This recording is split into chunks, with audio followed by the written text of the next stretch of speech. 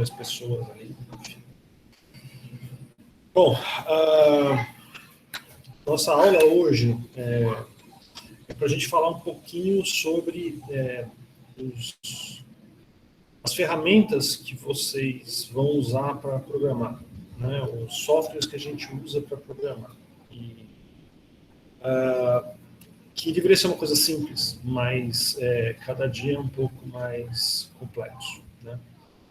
Por onde a gente começa? Bom, vamos lá. Há muitos anos atrás, no tempo Jurássico, quando a gente ainda usava computadores que sequer tinham interface gráfica, usava DOS, terminal, as coisas eram mais simples, porque o editor de código era basicamente um editor de texto. Qualquer editor de texto, qualquer software para editar de texto era efetivamente um editor de códigos, né? O código, o que é o arquivo que vai o código? O que são os arquivos que a gente gera, sejam eles os arquivos HTML, os arquivos CSS, os arquivos de outras linguagens de programação também, né? Qualquer que seja a linguagem de programação. O que são esses arquivos que a gente escreve? Como é que a gente armazena esse código? A gente armazena isso num formato que basicamente é o formato de texto puro, são só os caracteres. Então, cada caractere digitado é só isso que vai no documento. Não tem formatação, não tem caracteres especiais, não tem absolutamente nada. Quer dizer, é só caractere atrás de caractere, é só isso. Quando a gente usava realmente essas ferramentas não muito amigáveis, né, que é o DOS ou os terminais Unix e Linux, a gente usava ferramentas para editar tanto o código como qualquer outra coisa que envolvesse texto, né? Então, todo arquivo de texto construído com as ferramentas que a gente usava lá serviam para programação. Mas conforme os sistemas operacionais ficaram mais sofisticados, né, e as ferramentas começaram a ficar mais sofisticadas, principalmente as ferramentas, os editores de texto, né, processadores de textos e por aí vai, a gente acabou começou a criar um problema, porque um arquivo que você escreve no Word não serve para código. Por quê? Porque é um arquivo que vem com inúmeras marcações de formato, com uma formatação, com texto, tamanho de fonte, mudança de fonte. Então, esses editores de construção textual já não serviam mais para que a gente pudesse construir código, né? Então, quando a gente entra nesse universo novo, mais sofisticado, né, de ferramentas gráficas, sistemas operacionais gráficos, começa a haver uma separação entre o que são as ferramentas efetivamente de programação de código, construtores de código, e o que são as ferramentas para outros usos textuais, né? Então, já de início, né, a gente já pode falar o seguinte: para escrever código não dá para usar as ferramentas de texto que vocês estão acostumados, né? Na maioria estão acostumados, como Google Docs, Word, né? E outras ferramentas do gênero. Muita gente acaba, quando está usando Windows, imagino que a grande maioria use Windows, muita gente acaba usando o Notepad do Windows. Mas mesmo o Notepad, ele tem alguns problemas, porque dependendo de como você grava o arquivo no Notepad, você acaba gravando um arquivo com marcação de texto rico. E aí ele não serve para código, não tem como você usar. Então, não adianta você usar o Notepad para escrever um código HTML e tentar jogar esse arquivo no navegador. Vai vir com um monte de coisas que não eram para estar lá, né? E vai dar um monte de problemas, né? Então, a gente acaba tendo que usar ferramentas de código mesmo. Ferramentas para a construção de códigos, que deveriam ser ferramentas muito simples. A finalidade dela é apenas gravar só os caracteres no arquivo de texto, né? E elas foram se sofisticando também, bastante, muito, né? Existem dois tipos de ferramentas para a gente trabalhar com código, existem algo que a gente chama de IDE, que são os ambientes integrados de desenvolvimento, que são ferramentas mais ricas, com mais recursos, com mais funcionalidades, com um monte de coisa para ajudar a gente a programar, né? Que vai desde completar o código para você, né? Você está escrevendo um código e ela completa, a ferramenta completa para você, identificar onde tem erro no seu código, e trazer já coisas prontas para você fazer. Então, você tem esse conjunto de recursos, às vezes, numa IDE. E vocês têm os editores de código simples, que são basicamente editores de texto e mais nada, né? Cada dia que passa, a gente tem menos editores simples e mais ferramentas integradas de desenvolvimento, né? As ferramentas integradas, elas são sofisticadas, né? São ferramentas sofisticadas. Algumas são leves, outras são muito pesadas. Então, vamos lá. Atualmente, eu acho que a ferramenta de código mais utilizada é o Microsoft Visual Studio Code, que é uma ferramenta da Microsoft, mas que é gratuita e que está disponível em quase todos os sistemas operacionais. É uma ferramenta razoavelmente leve, é um editor bem ágil. Mas se você, por exemplo, pegar a ferramenta da Apple, o Xcode, eu acho que o Xcode não roda no meu computador, de tão pesado que ele é. O próprio Android Studio do Google, que é uma ferramenta para desenvolvimento de software mobile para Android, né? Então são ambientes que têm tantos recursos e são tão complexos em tantas coisas que são pesadíssimos. Você não vai conseguir rodar isso em qualquer computador, né? E nós não estamos nem falando aqui de rodar um código, tá? Estamos falando apenas de editar o código, de construir, né? Porque tem também o processo, no caso de aplicativos, como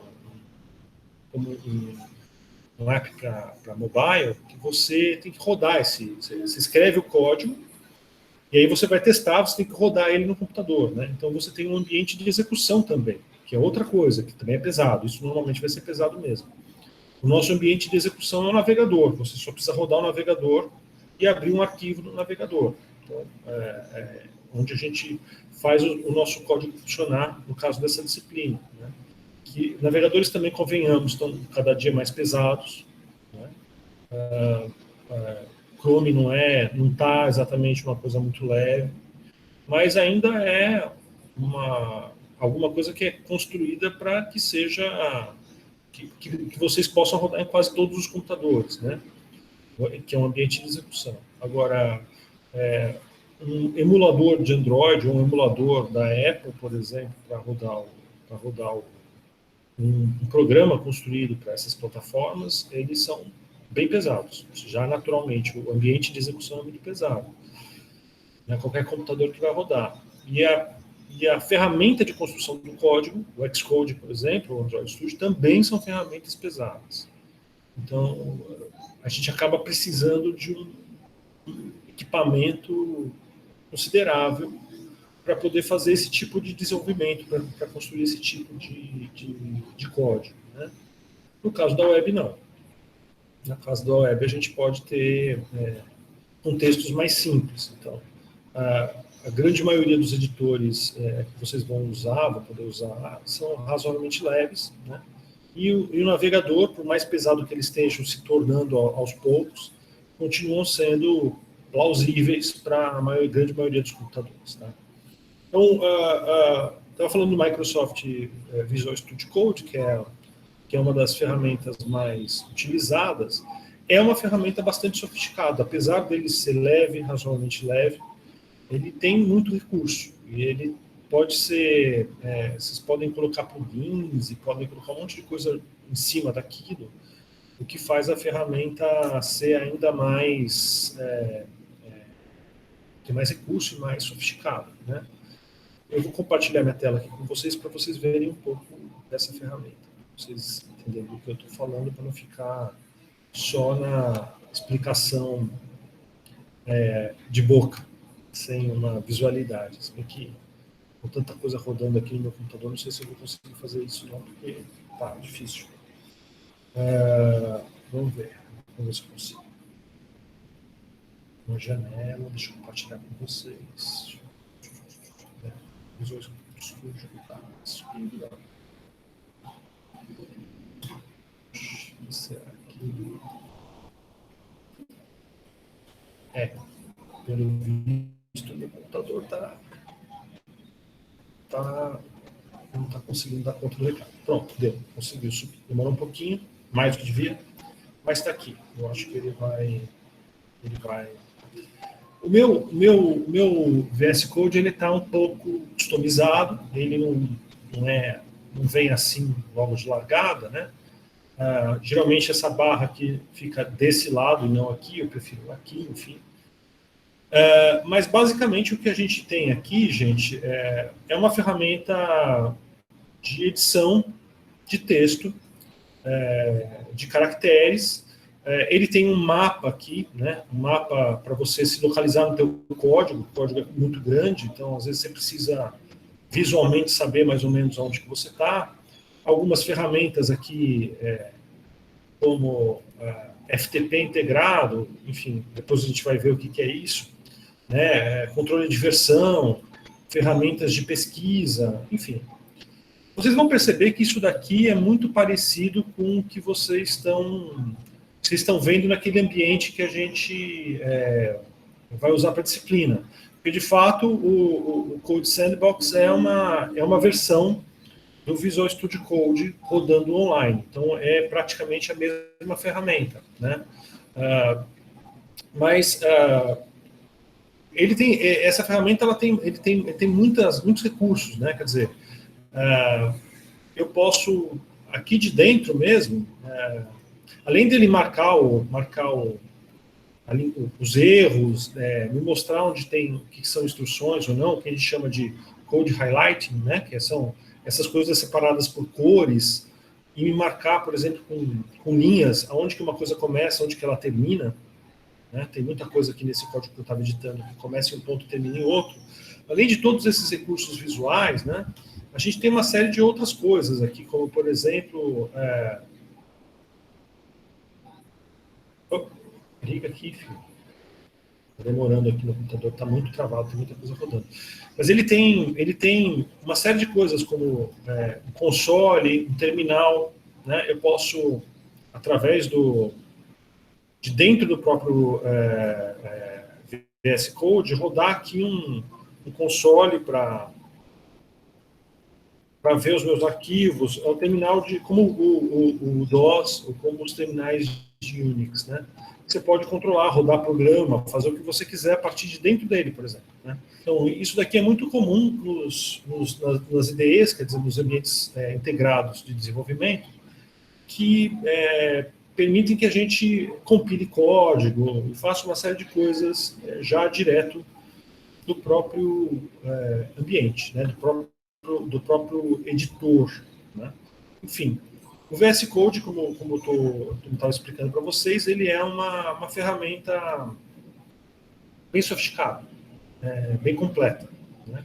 Existem outras que, às vezes, algumas delas são bem direcionadas. Então, antigamente, a gente usava muito o Eclipse, que era um ambiente, um IDE para Java. E pesadíssimo, o Eclipse pesadíssimo, era realmente muito pesado, mas ele fazia umas coisas absurdas, assim, tinha recursos muito complexos para serem resolvidos, que ele já integrava dentro desse ambiente para facilitar a vida de quem vai programar, né?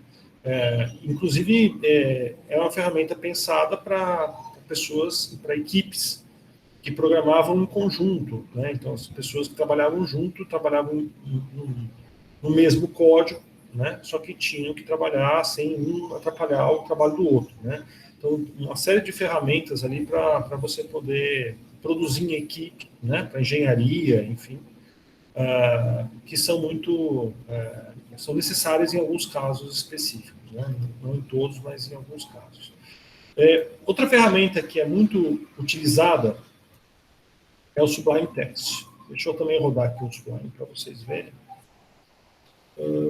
Deixa ele rodar também. O Sublime é uma ferramenta bem leve.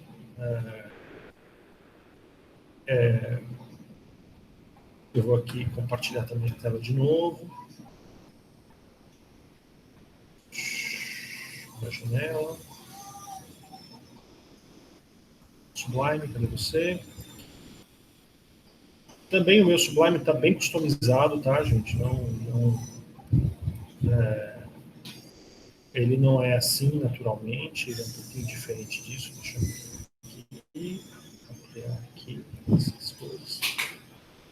É um editor de texto que basicamente serve para quê? Para você editar texto, né? Você editar código. Então, você vai escrevendo seu código, né? Um texto puro, sem nenhuma marcação, sem itálico, sem negrito, sem nada dessas coisas, é apenas o texto, ele marca as linhas para você saber. Mas como vocês podem ver aqui no Sublime, inclusive mais simples, né, do que o próprio VS Code. Ele basicamente é isso daqui. E você escreve teu código e salva. Nada além disso, né? Então ele é uma ferramenta assim, ele tem algumas sofisticações, né? A gente tem um menu cheio de recursos, principalmente para editar, copiar, duplicar, alterar o código em múltiplos lugares ao mesmo tempo, encontrar onde que tem alguma coisa e replicar alterações, enfim, ele faz também uma série de coisas para edição de código, né? Mas bem mais simples, inclusive, do que o VS Code. Quer dizer, o VS Code também tem todos esses recursos e muitos outros. A função disso aqui qual que é? A função disso daqui, basicamente, é editar código e gravar os arquivos. Esse aqui, o VS Code tem algumas ferramentas de FTP integrado e de GitHub integrado, umas coisas assim, porque a Microsoft é dona do GitHub, na verdade. Então ele já faz algumas coisas que a gente chama de deploy, quer dizer, você gera o código e ele já entrega esse código para o ambiente onde ele deveria estar. O Sublime não tem isso originalmente, nativamente. Quer dizer, você pode até colocar um plugin e trabalhar, mas ele é bem mais simples. Ele é meramente o editor do código, né? E ele aceita uma série de linguagens de programação, por exemplo, aqui o HTML. Acabei de falar para ele que eu estou trabalhando com HTML. E no momento que eu faço isso, ele começa a marcar para mim, né, o código da maneira que eu possa identificar as instruções, identificar onde uma coisa começa, a outra coisa termina, né? E ele me faz alguns auxílios aí, algumas ajudas, como a grande maioria dos editores de código faz, né? Se isso aqui fosse um outro tipo de código de programação, sei lá, por exemplo, né? Vou colocar aqui uma outra que eu nem sei qual é. Ele talvez não identificasse, né, as instruções, né? Se eu falar para ele que eu estou trabalhando com SQL aqui, que é uma linguagem de banco de dados, ele não vai identificar muita coisa, né? Mas se eu colocar algumas instruções, por exemplo, ele já sabe do que se trata, né? Então, editores de código, eles funcionam, a grande maioria dos editores de código hoje funcionam assim. Eles são ferramentas com bastante sofisticação, com plugins, com recursos que vocês podem integrar, né? Mas cuja função é basicamente editar o código e não muito além disso, senão eles ficam muito pesados, né? O Sublime ele não é exatamente gratuito, mas ele é um shareware, ou seja, você pode usar ele sem pagar, ele vai ficar marcando aqui que não está registrado, né? Mas ele na verdade, funciona perfeitamente. Ele só vai te falar que você está trabalhando com uma versão não registrada e tudo bem, né? Tem gente que gosta de registrar, pagar, que não é caro, mas tem gente que, eu, por exemplo, que não uso ele com uma frequência, não registrei porque não tem necessidade, eu uso o VS Code. Então vamos lá. Quais são os editores recomendáveis, né, para se usar? Para quem está começando agora, talvez o VS Code seja uma ferramenta cheia de coisa na tela. Ele não é complicado, mas ele tem um monte de coisa, as configurações deles têm muitas opções. Então, o VS Code é alguma coisa que pode assustar quem está começando. Né? Ele pode ter muita coisa, tem coisa demais e não muito necessárias nesse momento. Então, pode ser que o VS Code seja uma ferramenta que vocês talvez não se sintam confortáveis logo de início. O Sublime é definitivamente uma ferramenta recomendável para quem está começando, né? Usar o Sublime é mais fácil, ele é menos cheio de coisa na tela, então é só o texto mesmo. Então essa simplicidade aparente, porque ela é só aparente, tá? Ele também tem um monte de recursos bem ricos. Mas essa simplicidade aparente, ela pode ser mais convidativa ou menos ameaçadora no começo. Tem outros editores também que são famosos e bons, né? Tem o Atom. O Atom é uma ferramenta. Deixa eu procurar aqui para vocês. Eu vou colocar aqui os sites para vocês. Assim, quem sabe fica mais fácil quando vocês quiserem recuperar isso daqui e ver o que vocês querem instalar, se querem instalar alguma coisa no computador de vocês. Lembrando sempre que não é necessário para a disciplina. Na disciplina a gente vai trabalhar dentro de um ambiente online, então a gente não vai precisar instalar nada, né? Mas provavelmente se vocês vão querer construir código e trabalhar com isso e usar isso, vai chegar um momento que vocês vão querer ter uma ferramenta no próprio computador instalada, que é normal, né? Todo mundo tem. Então vamos lá, a gente falou do Sublime, né? Sublime Text.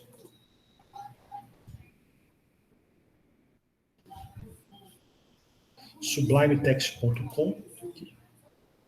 Eu não vou lembrar exatamente os endereços, né? Mas é isso. Esse site aqui, essa ferramenta aqui. A instalação é simples, né? Como vocês estão vendo pela imagem, né? O meu está um pouco diferente, né? Porque o meu está customizado para as minhas necessidades, né? Mas download, baixar e instalar no computador de vocês e nada muito complicado. O VS Code, vamos aqui abrir aqui a janela do VS Code, o site code.visualstudio.com.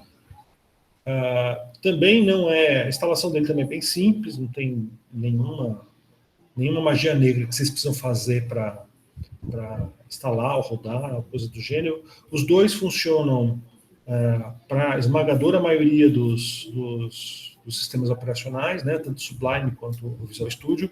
Como vocês podem ver pela imagem aqui, né, o VS Code já é um pouquinho mais ameaçador, né? Já cria aí uma coisa que você fala, nossa, o que é isso tudo?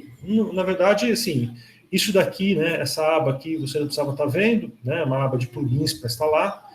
Isso daqui é Code Completion, ou seja, é para completar código, uma coisa que vai aparecer e sumir automaticamente. Ele já está rodando aqui os terminais aqui para ver algumas coisas, também isso aqui não precisava estar aparecendo, mas né, você olha essa coisa aqui, já dá um certo, epa, isso aqui é complicado. Não é muito, mas para quem está começando, pegando código pela primeira vez, talvez não seja tão convidativo, não seja tão fácil, né? Outra ferramenta, então, como eu falei para vocês, também muito boa e recomendável, né? É o atom.io. Vamos abrir aqui o navegador. Será que ele me mostra aqui uma imagenzinha do Atom? Tá, o átomo está aqui, ó. Ele não é amarelo, não. Ele estava amarelo quando eu entrei.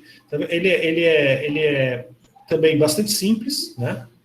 Ele é uma ferramenta bastante simples, né? Só ali os arquivos e o editor de texto, ponto final.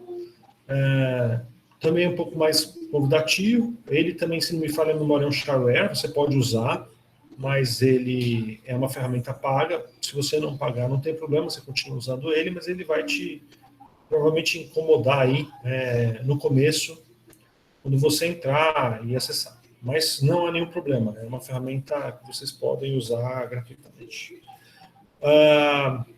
E temos também o Brackets.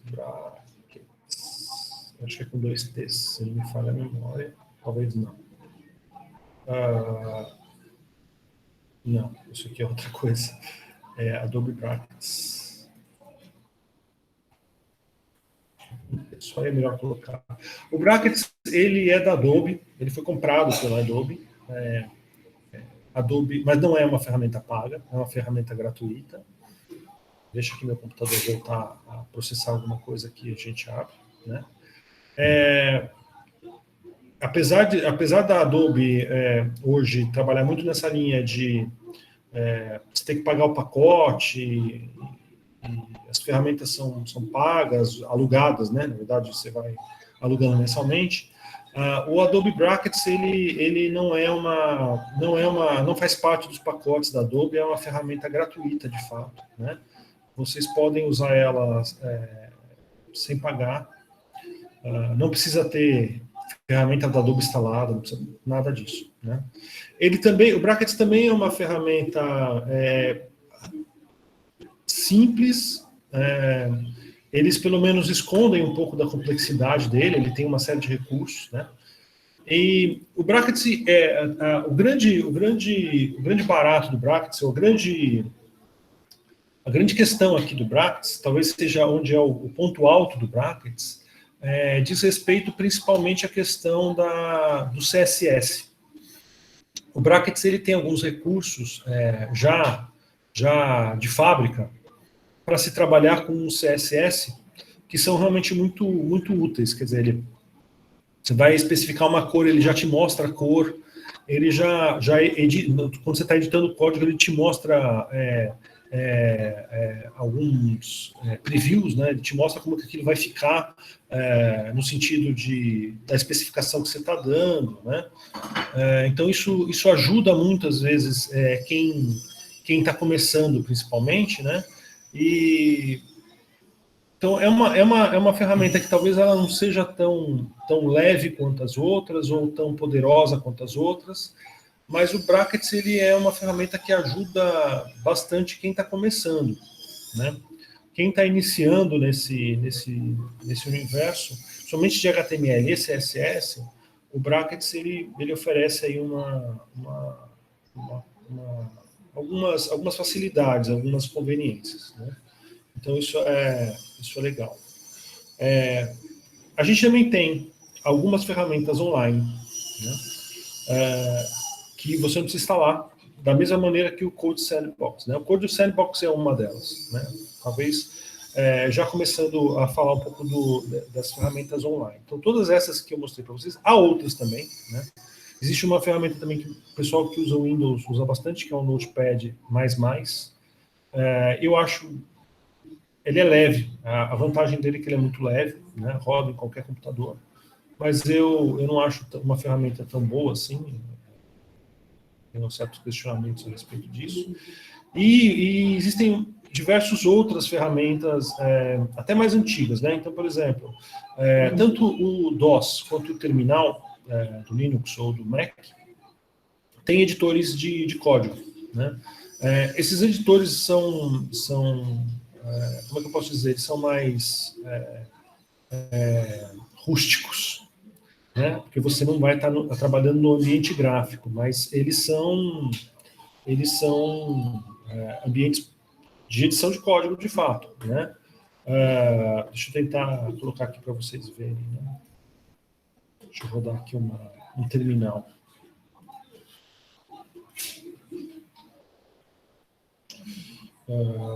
Janela, um minutinho aqui. apresentar para vocês. Não.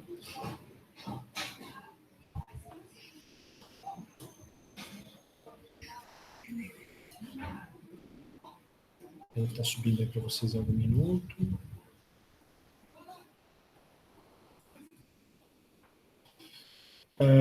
Pronto, deve estar aparecendo aí para vocês. Então, eu, por exemplo, tenho instalado aqui no meu... Oi, eu fiz uma bobagem aqui.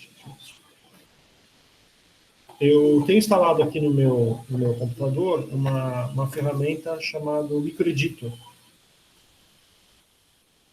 É um editor, né? Só que ele funciona, né, dentro de um terminal, ele funciona dentro de uma janela de DOS, né? Ou do terminal do Mac, né? É a mesma coisa, você vai escrever código aqui, você vai fazer as suas coisas, mas ele tem, por não ser gráfico, por a gente não ter um menus ou coisas do gênero, né?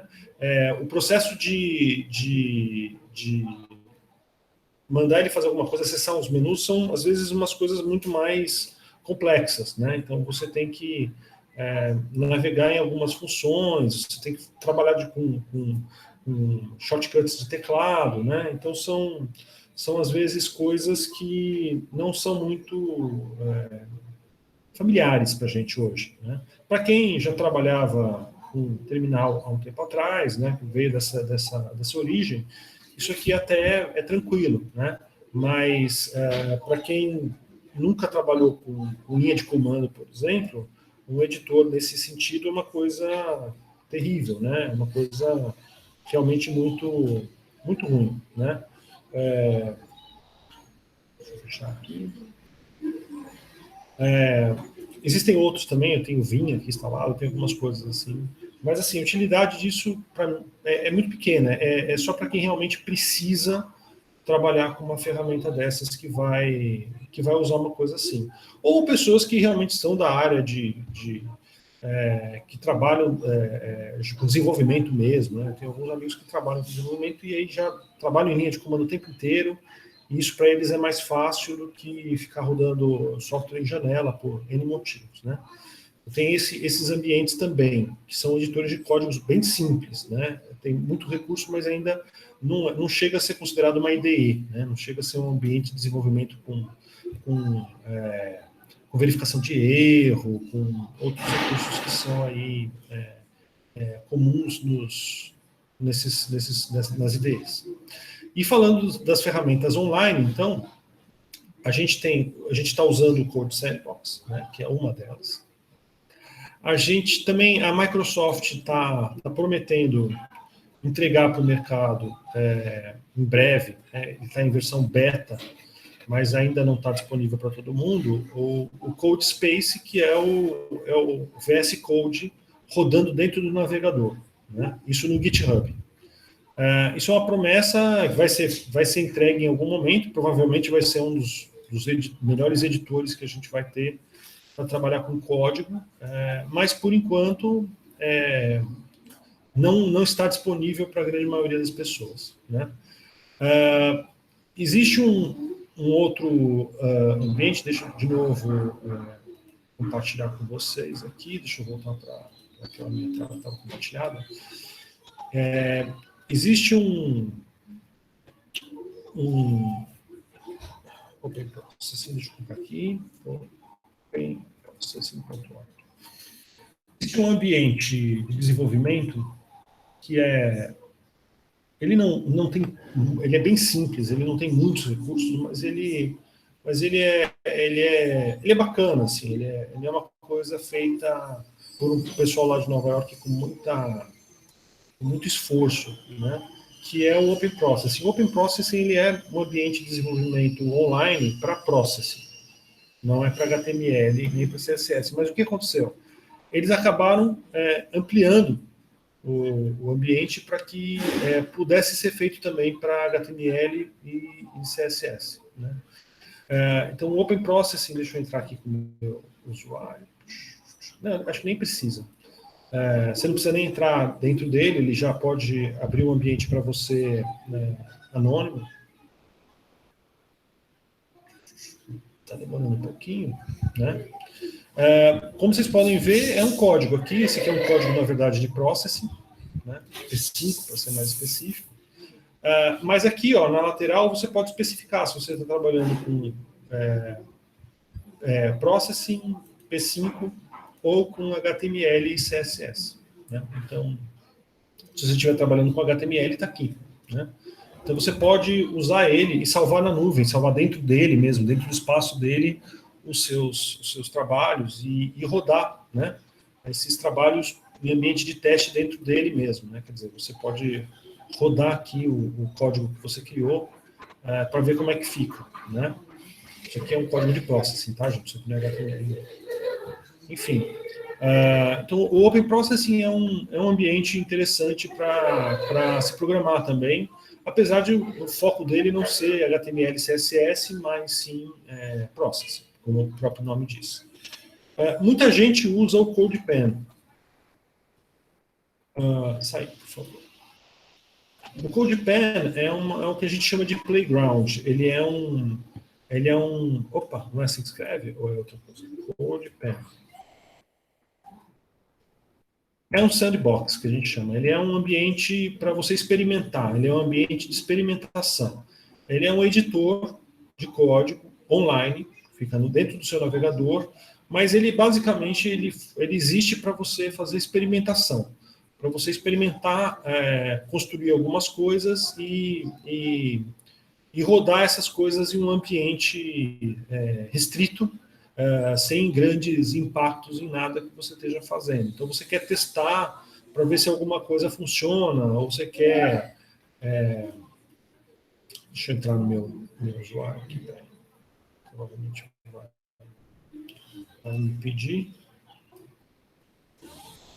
É gratuito, não tem nada, não tem que pagar, não precisa se preocupar com isso.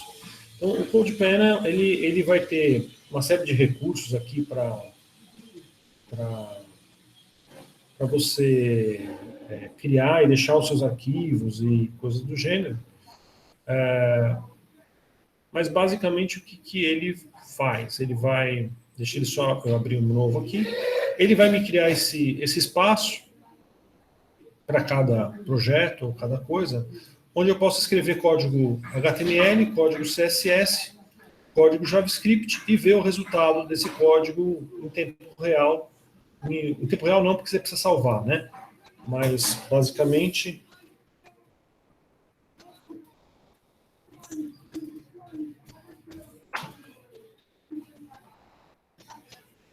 Basicamente, você escreve o teu código nessas janelas, você pode redimensionar, você pode reconfigurar isso daí, e você vai vendo o que acontece com esse código já nessa próprio espaço, né? Então, o que você vai escrevendo aqui, salvando, ele vai já te mostrando. Então, esses ambientes são ambientes para gente experimentar, né? Experimentar com código, fazer experimentações, isso pode ser útil, né? Somente durante o desenvolvimento, para você não mexer naquilo que você está fazendo, fazer algum experimento fora, fazer algum teste, e depois, se você achar que funciona, você traz isso para o teu projeto. Então, são ambientes interessantes de se trabalhar. Eu criei um também, eu montei um ambiente de experimentação que vocês podem usar também.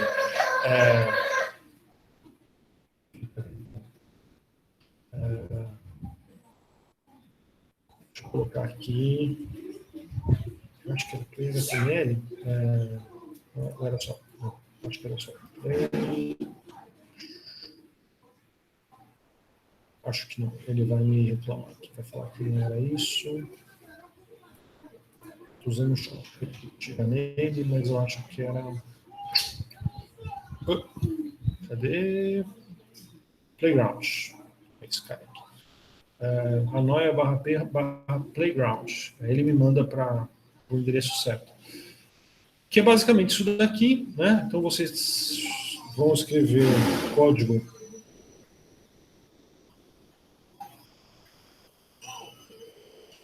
Né? E vocês veem o resultado em tempo real, né?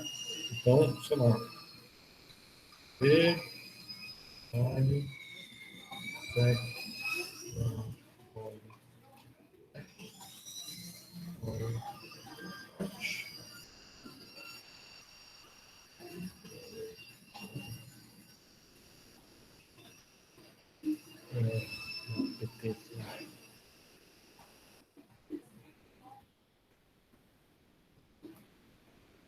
Tudo muito lento, porque na verdade o meu computador está fazendo muitas coisas ao mesmo tempo e realmente vai ficar.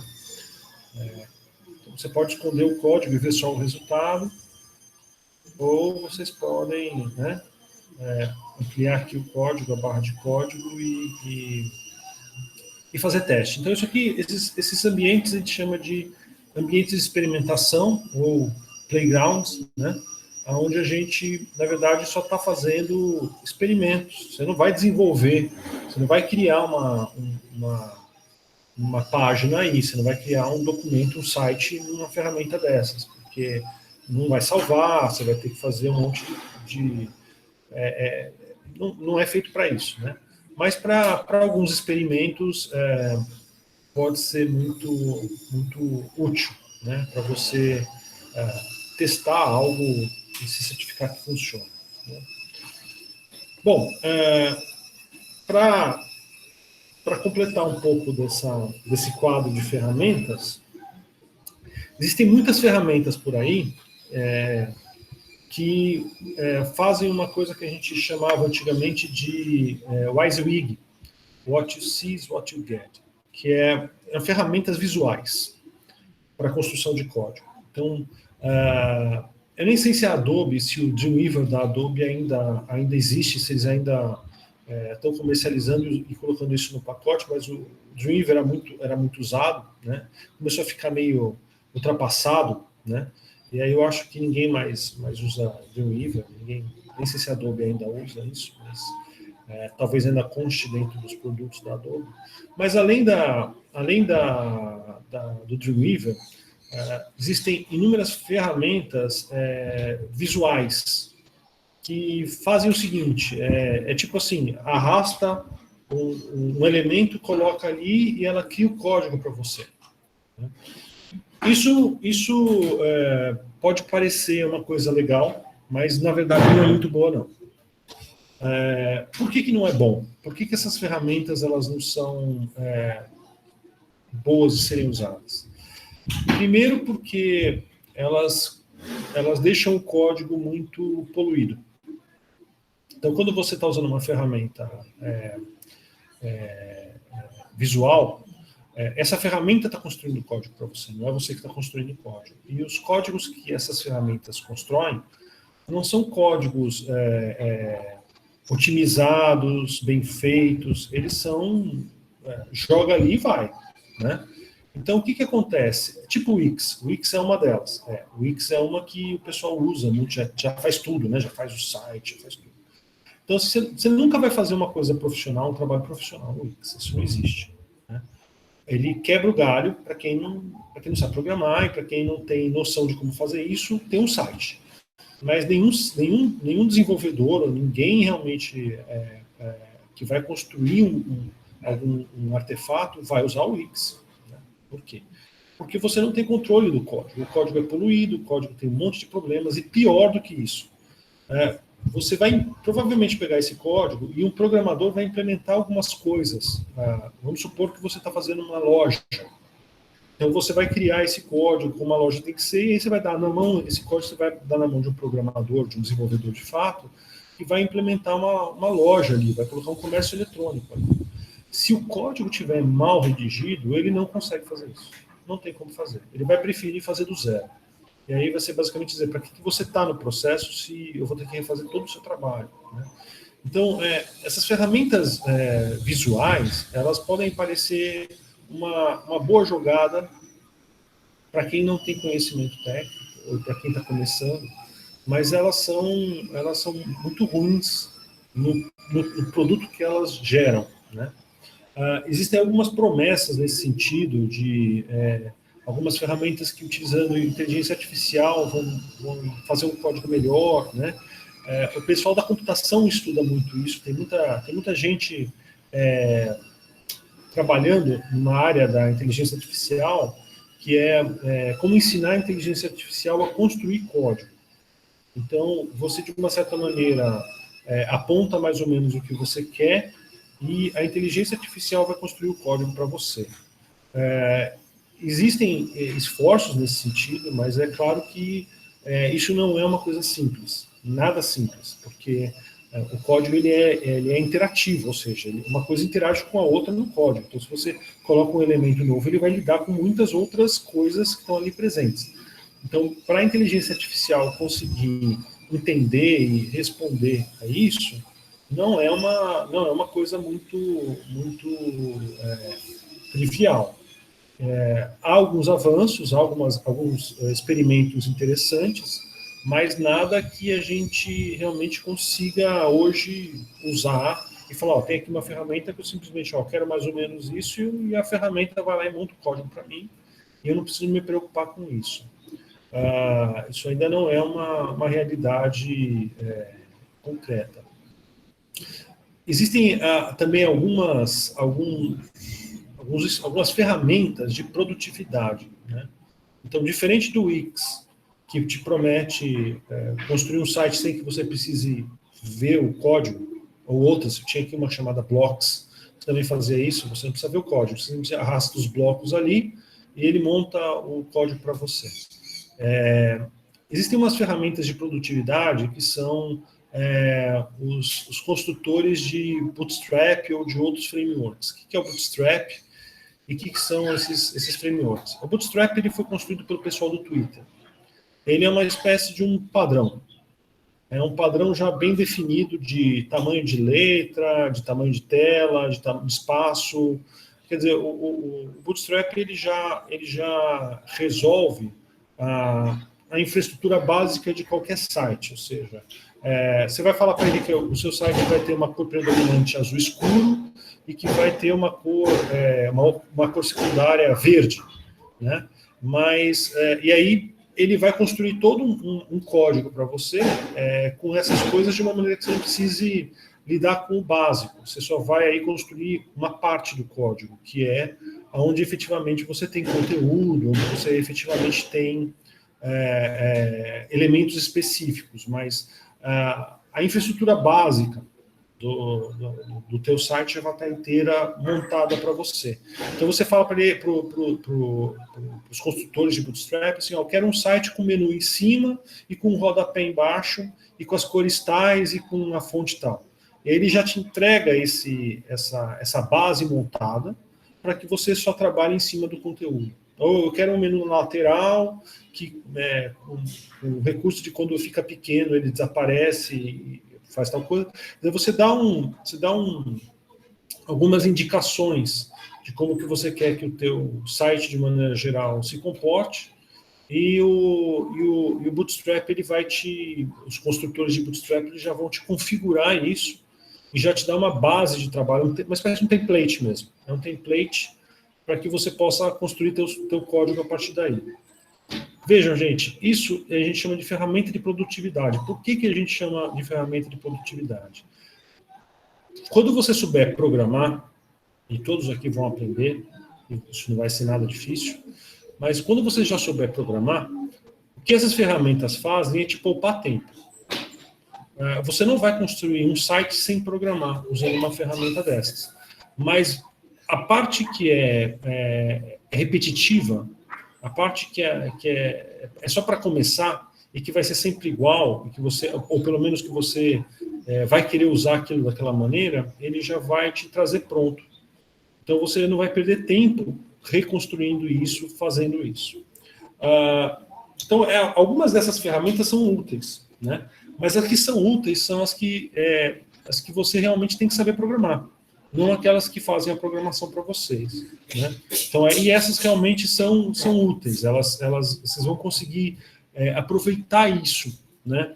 Para diminuir a carga de trabalho. Então, e há diversos tipos, né? Eu estou falando do Bootstrap, que é uma das mais famosas, mas assim, existem outros frameworks e outras ferramentas que basicamente te entregam um template comum, um template básico, não é um template daqueles tipo de blog, não, tá? Com a imagem montada, com o teu site já praticamente todo montado só para você colocar conteúdo. Estamos falando de um template de programação, quer dizer, ele vai te dar uma base onde você vai programar em cima dela para construir alguma coisa, mas alguns padrões que são bons ser respeitados, né? Então a ideia do Bootstrap é que você tem alguns parâmetros, como por exemplo, tamanhos de fonte. Qual o tamanho para que uma fonte seja sempre legível? Qual o tamanho de uma fonte de título? Qual o tamanho? Ele não vai te dizer qual a fonte, só vai te dar o tamanho. Ele já vai estabelecer esses padrões, essas convenções de uma maneira testada, né, que já foi testado em um monte de sites e falou assim, isso aqui funciona bem. E você vai construir a partir daí, para que você não tenha que ficar brigando com essas convenções ou encontrando uma solução. Qual o tamanho? Eu quero fazer um layout centralizado, por exemplo, no meu site. Qual o tamanho disso? O que eu devo colocar em termos de pixel, em termos de tamanho, para acabar um bom texto?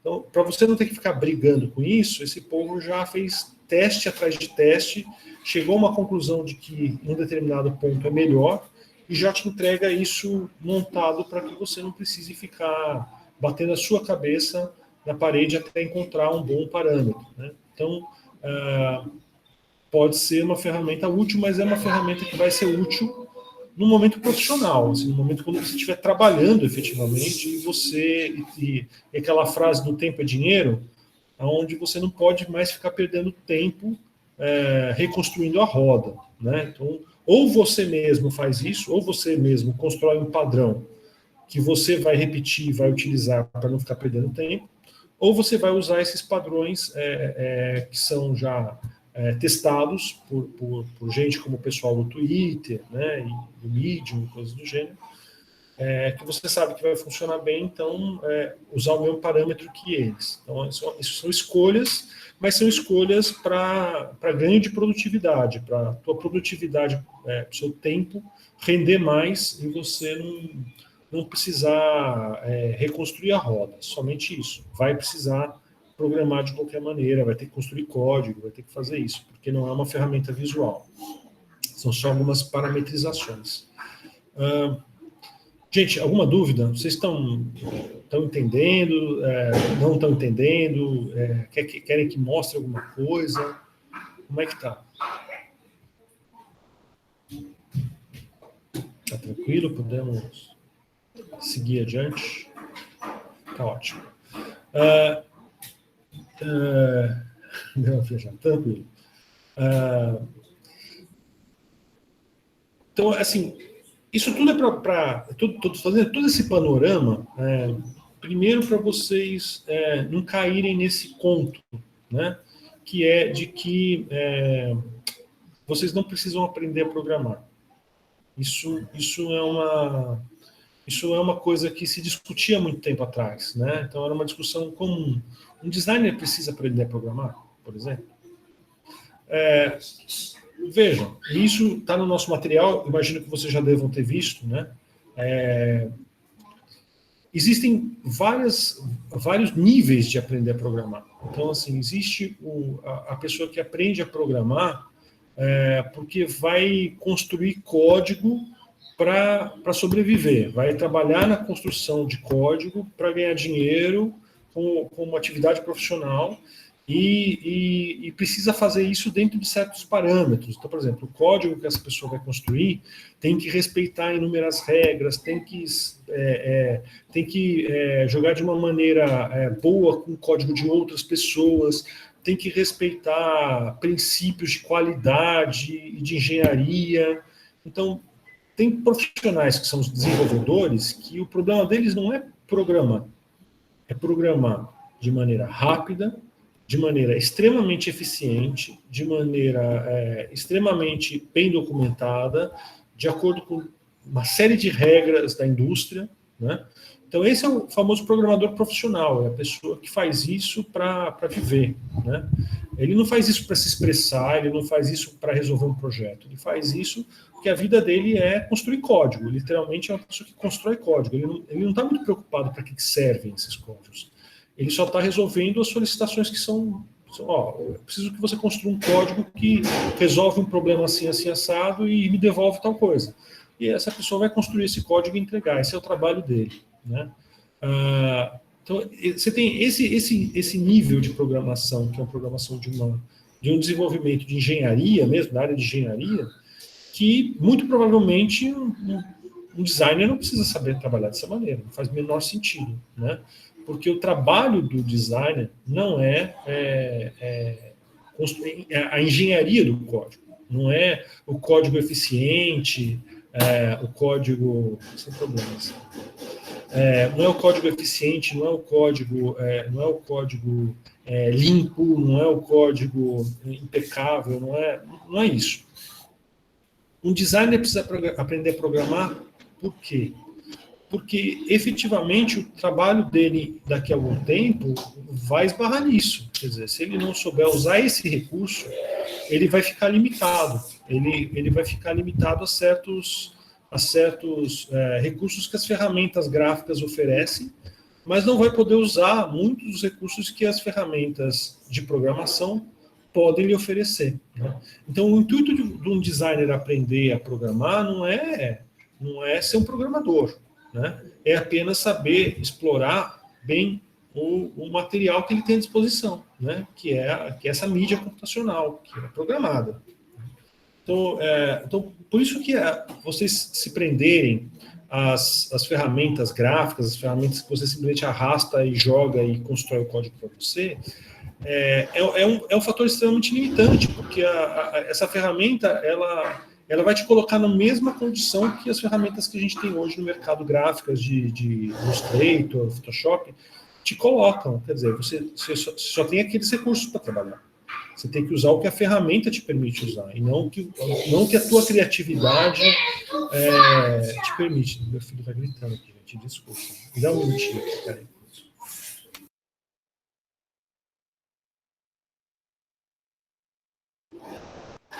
Deixa eu dar uma aguentinha.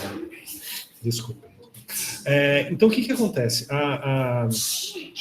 Você ficar preso ao que o Wix te dá de recurso é limitante, é muito limitante. A grande vantagem da computação é que ela permite que a tua criatividade crie coisas novas, né? Então, entendendo como programar, você pode criar coisas novas e não utilizar coisas que já estão prontas, né?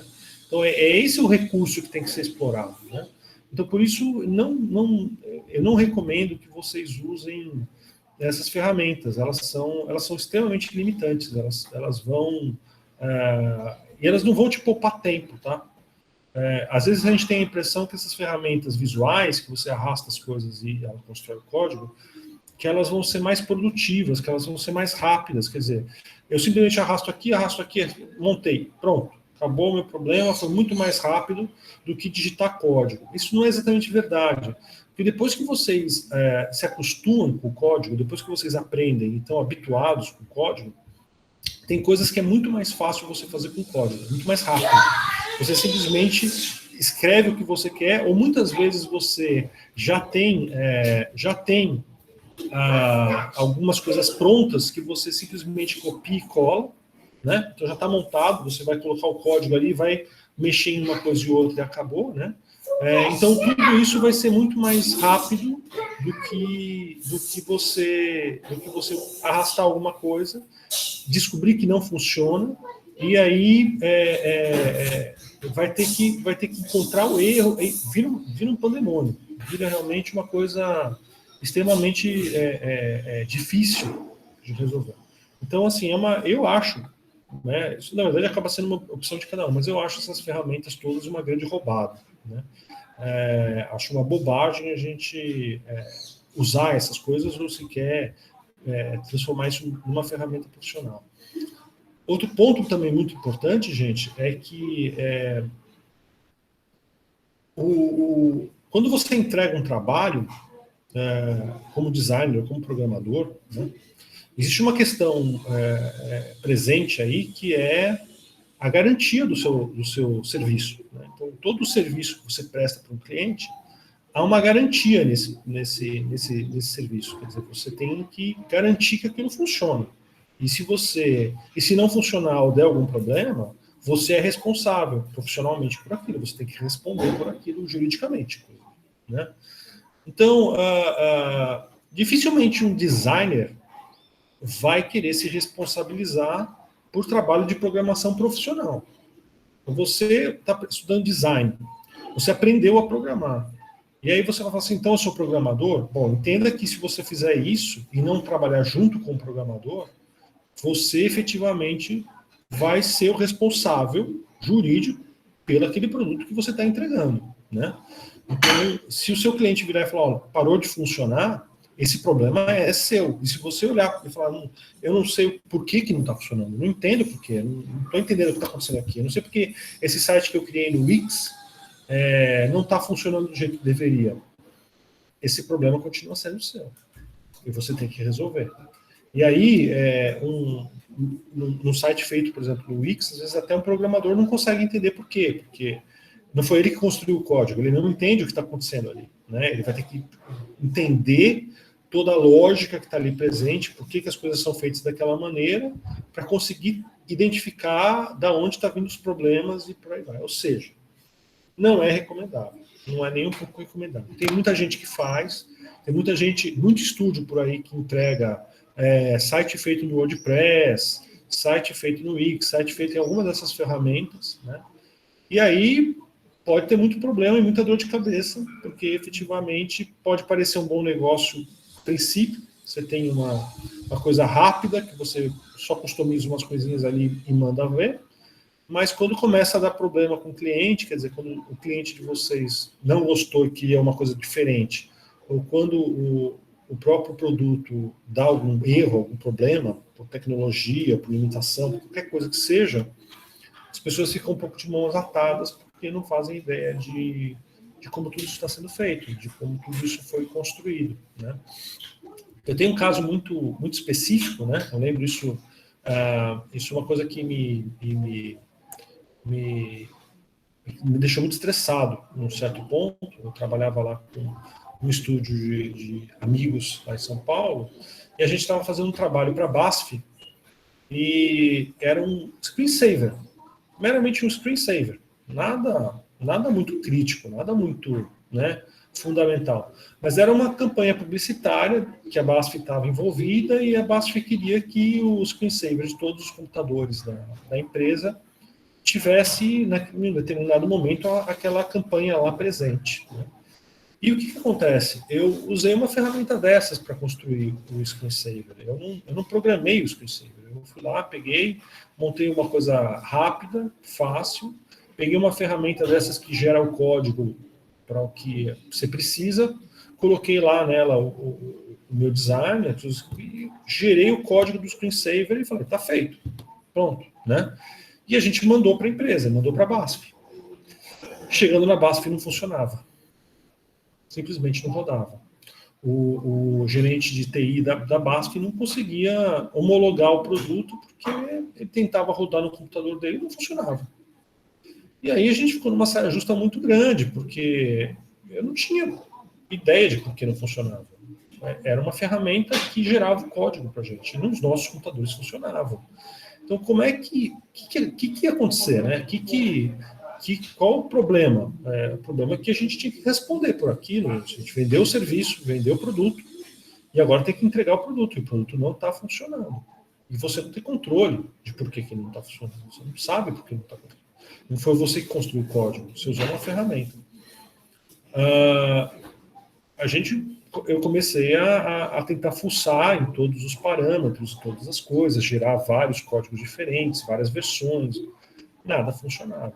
Foi uma situação realmente bem complicada, né? E eu cheguei ao ponto de marcar um dia para ir até a BASF, né? Que ficava em outra cidade, diga-se de passagem, para tentar, no local, tentar levantar o que estava acontecendo no computador, ver, né, entender essas coisas todas, e graças por sorte, né, o pessoal de TI deles descobriu que nas configurações dos computadores lá tinha uma configuração específica que impedia uma modificação no computador que a ferramenta estava fazendo, né?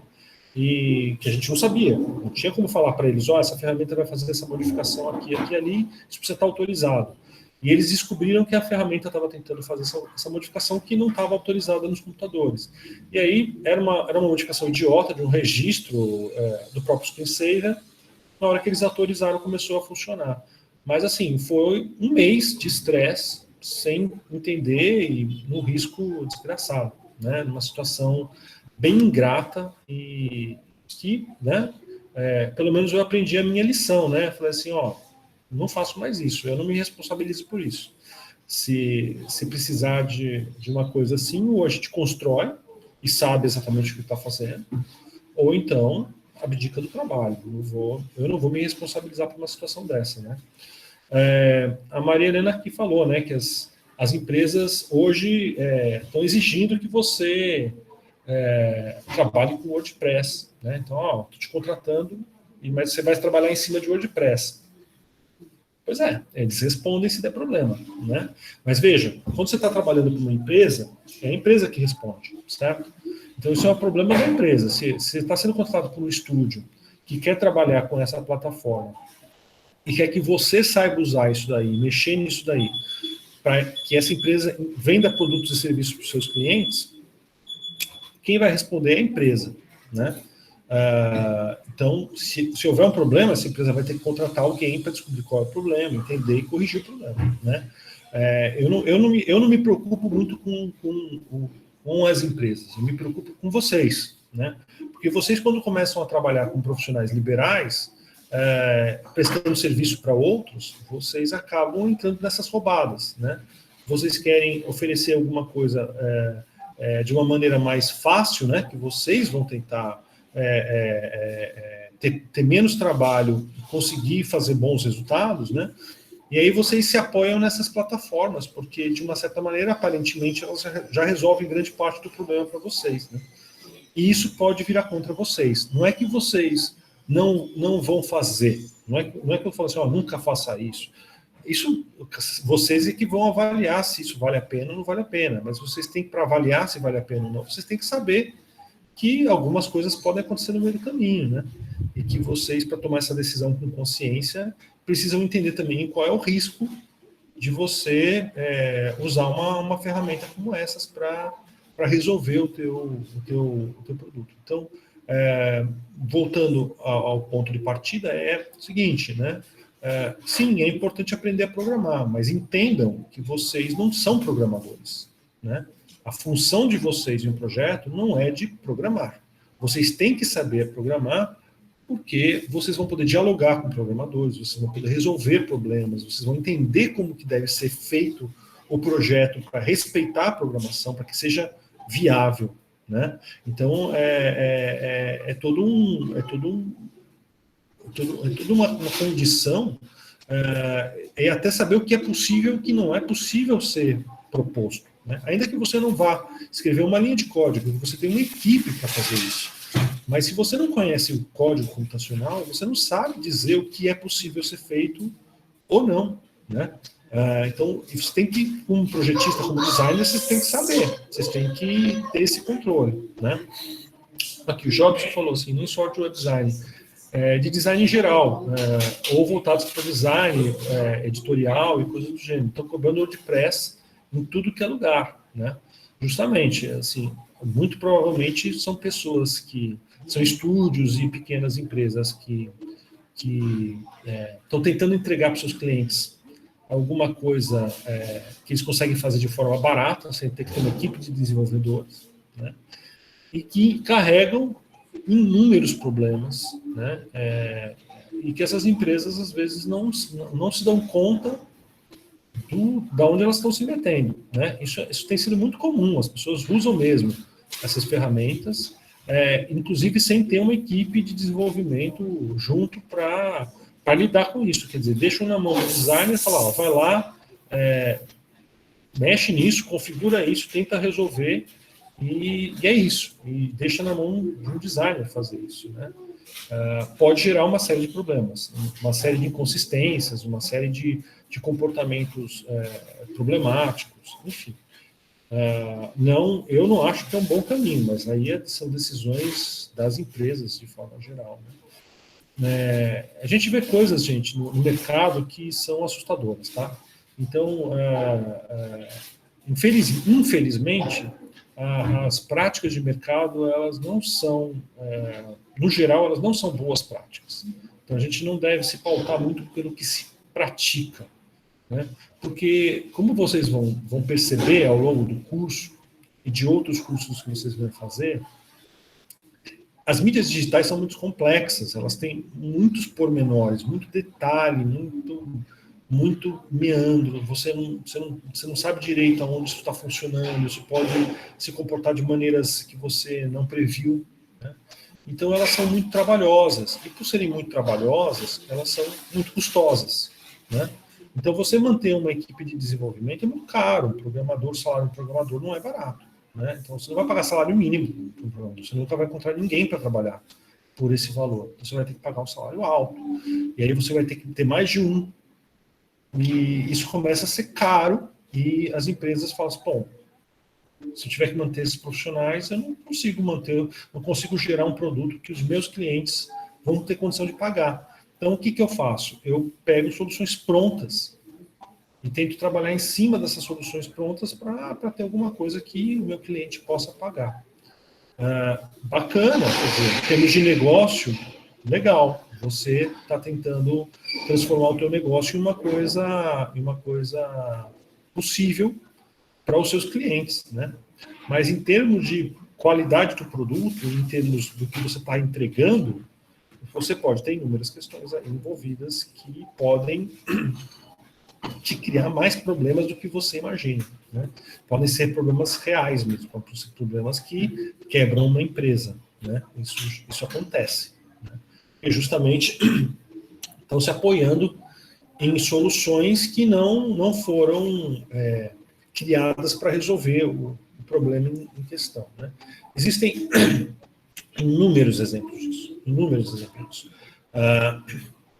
Eu não sei se eu comentei com vocês aqui, talvez tenha comentado na aula passada, eu não lembro, mas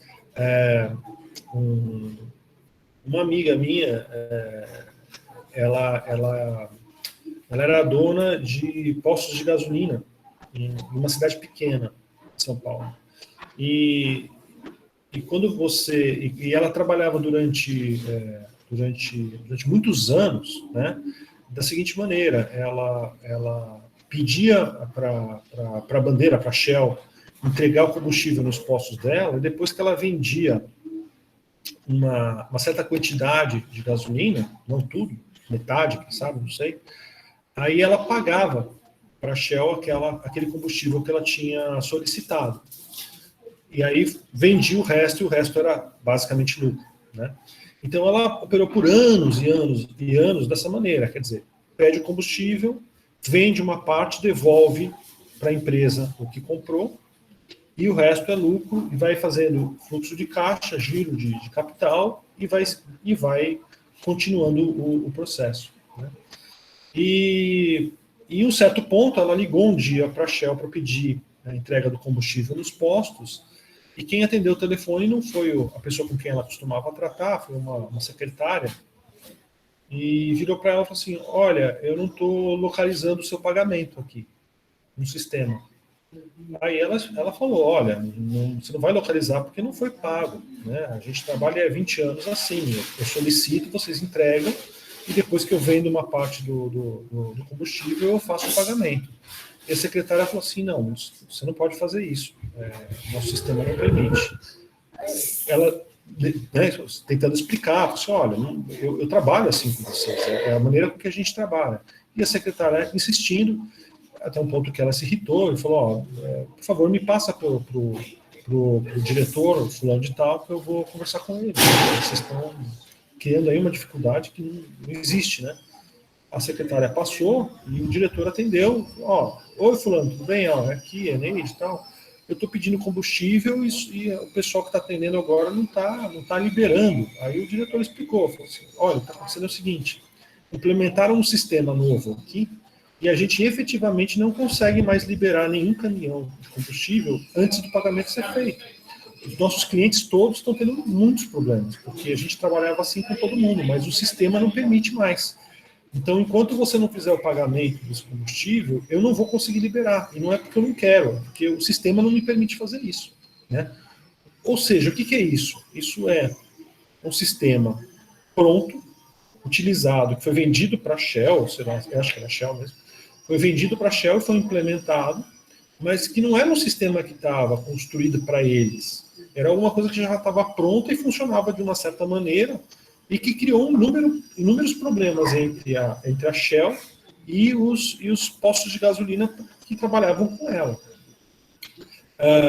A grande maioria dos postos de gasolina quebraram o contrato e foram trabalhar com outras bandeiras, né? Ou seja, olha o tamanho do pepino, porque ou eles faziam isso ou eles quebravam. No caso dessa minha amiga, ela praticamente quebrou, porque ela permaneceu.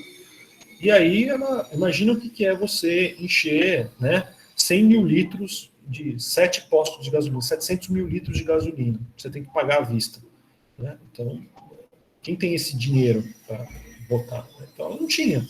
Os postos dela de combustível ficaram sem combustível. Então, tudo isso por uma bobagem, né? Por um sistema, para você usar uma coisa pronta para economizar em alguma coisa, você acaba criando inúmeros outros problemas, decorrências disso, né? E aí quem faz, imagine a situação que, na medida que os postos de gasolina foram começando a quebrar contrato com a Shell começou, opa, a gente precisa fazer alguma coisa. Aí vai em cima da empresa que vendeu o sistema para eles. Assim, é o seguinte, a gente está tendo prejuízo danado aqui com os nossos clientes estão deixando a gente, porque o sistema de vocês não está liberando antes a gasolina e a gente precisa que isso esteja implementado imediatamente. E aí o pessoal da empresa que desenvolveu o software fala assim, mas a gente não sabe fazer isso. O que acontece? Eles vão responder juridicamente pelo prejuízo da Shell. Olha o tamanho, né? Olha o tamanho do BO. Então, vocês imaginam que vocês vão fazer um site para promover algum produto, não sei o que lá, e de repente ele não funciona em celular, sei lá. E aí a empresa que te contratou para fazer isso começa a ter um prejuízo danado e vai vir em cima de você, porque as pessoas estão tentando acessar e não conseguem. Entendeu? Então, assim, vocês, designers principalmente, né, vocês não vão querer se responsabilizar profissionalmente pelo código. Não é função de vocês. Mas vocês vão querer trabalhar com ele, vocês vão querer saber como usar ele e saber o que está ali. Não para que vocês sejam programadores, mas para que vocês sejam melhores designers. É isso que é importante, para que o trabalho de vocês seja cuidadoso o suficiente e bem feito o suficiente para que vocês possam entregar bons produtos. Tudo bem? Então, esse o grande motivo, né? E como eu falei, assim, agora vamos voltar lá para o começo da aula, porque essa aula é sobre para vocês entenderem as ferramentas que a gente tem, que a gente pode usar. Então, assim, não há nenhuma necessidade de vocês usarem um editor de código muito sofisticado, né? Vocês não precisam instalar ferramentas mirabolantes para trabalhar com código. A função de vocês não será de programar, né? Vocês estão aprendendo a programação para entender de que maneira programar pode ajudar o design de vocês. Vocês estão aprendendo a programar para saber como é que vocês podem usar a programação para expressar algo, para construir algo visualmente.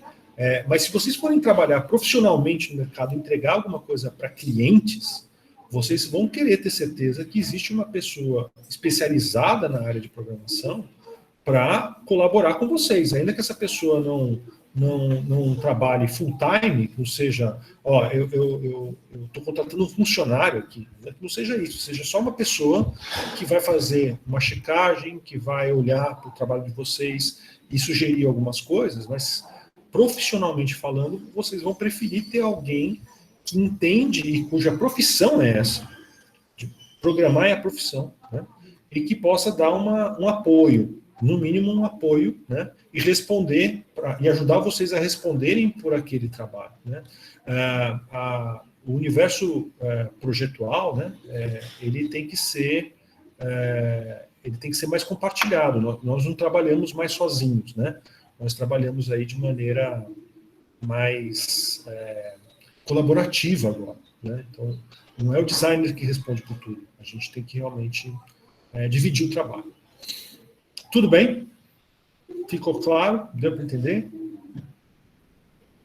Alguma dúvida, questões, perguntas?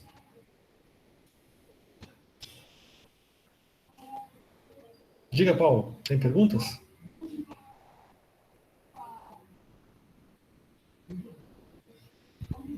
Professor, eu ia só adicionar um comentário nisso que você estava falando. Você está conseguindo me ouvir bem? Tô te ouvindo bem. Tá. Não, é só porque eu ia adicionar um comentário em relação a essa questão do conhecimento de programação que você falou. Eu agora mesmo acabei de sair de um freela, um cliente que eu estou fazendo, e ele começou a discutir as paradas num nível muito de código. Então, até as pessoas não programadoras, que não são só designers, né, tipo os clientes, a galera que está se profissionalizando, eles vêm falar com você num nível, e se você não estiver entendendo, você acaba ficando para trás no design que você está levantando com ele ali. Então, ele estava falando muito sobre como que ele queria formatar o site, como é que ele queria fazer a parte de responsividade, e aí ele começou a falar em termos técnicos, tipo de HTML, CSS e um pouquinho de JavaScript também. E, então, assim, deu para sentir a realidade disso que você está dizendo, é muito, muito do mercado, muito do dia a dia mesmo. E cada vez mais normal, né? A gente está acostumado com o cliente, às vezes o cliente não sabe nem o que é design, hoje em dia é o contrário, já sabe design, já sabe código, e se você não souber, você que fica para trás na conversa. Então, não é nem sobre codar, mas... É você que fica numa situação ruim, né? O cliente discutindo com você e você não tem o conhecimento técnico para responder. E se for um teste, né? E se esse cliente estiver te testando? Porque eles fazem, né? O seu cliente às vezes te testa para saber se você é um bom profissional e se ele pode confiar no teu trabalho, né? Então, isso acontece muito. Tem que realmente... É desejável. Veja, todo conhecimento é desejável, gente. Todo conhecimento é desejável. Não significa que a gente tenha que se responsabilizar por tudo. Mas conhecer é bom. E ajuda muito no nosso próprio trabalho. Né? Ajuda você a raciocinar no seu trabalho. Né? E ajuda você a facilitar a vida do seu colega, né? da pessoa que está trabalhando com você.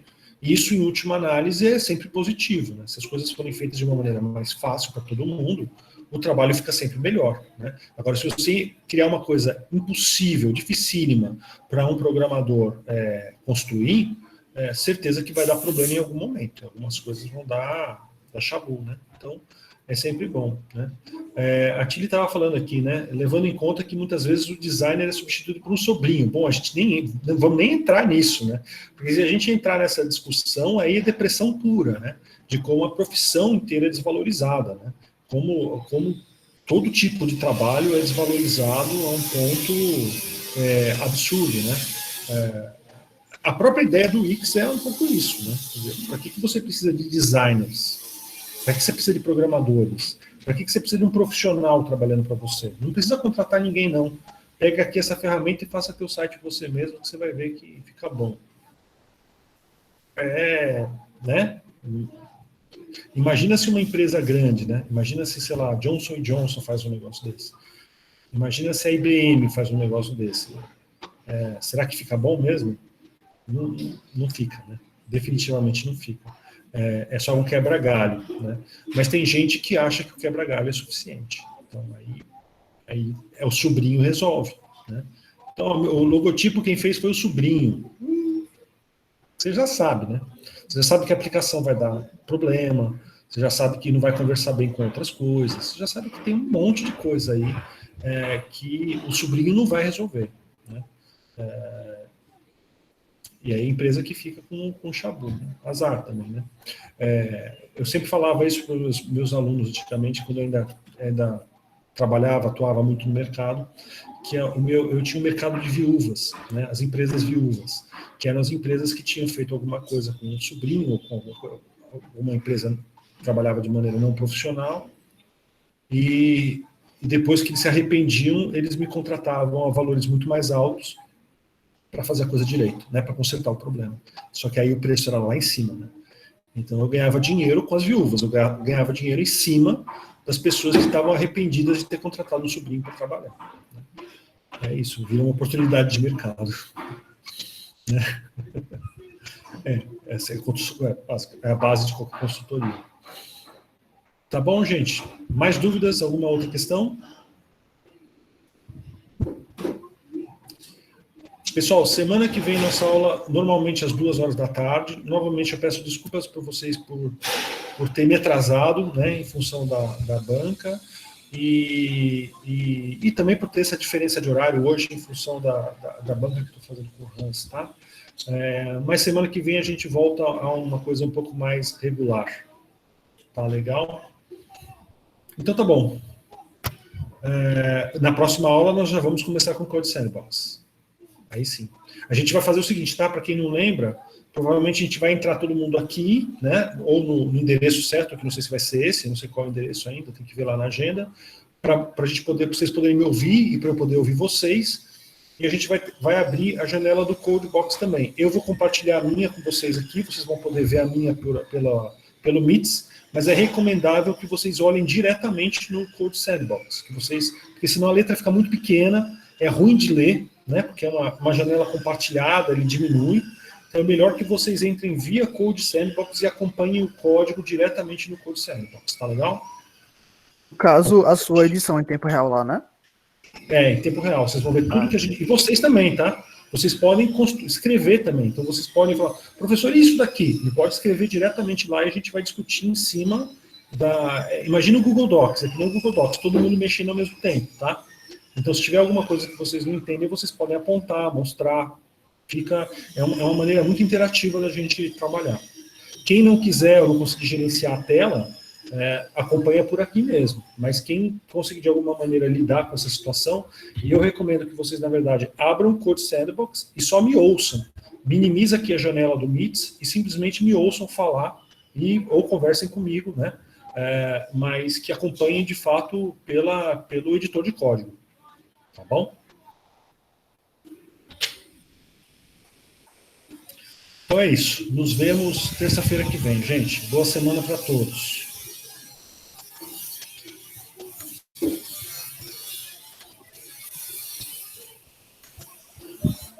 Tchau, professor. Obrigada. Até semana que vem.